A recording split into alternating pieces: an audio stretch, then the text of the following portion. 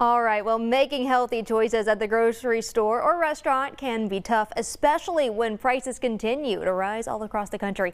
Here to tell us a little bit about healthy eating on a budget is Pate with the Northeast Tennessee Department of Health. Thanks so much for being here today. Thanks for having me. Well, I know that, right now, of course, food is on the top of everybody's mind, and of course, eating healthy, especially in the beginning of the year.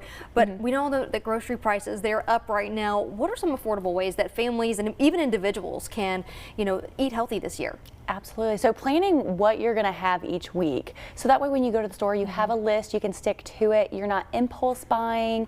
You can add fruits and vegetables in that way when you're being conscious about it.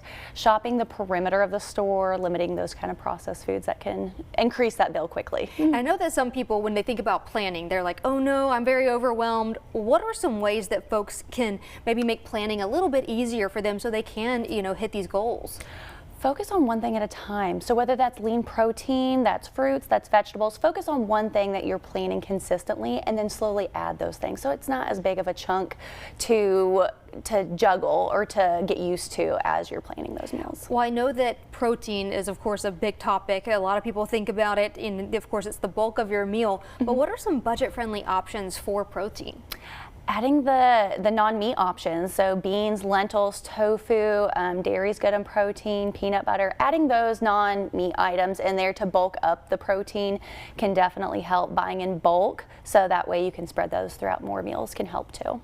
Well, I know that there are a lot of folks that, they have families and different things, and of course they're just really busy. What are some tips for those that maybe say, I don't have time to sit down and do this. It's a lot easier for me to go out, get the fast food or whatever.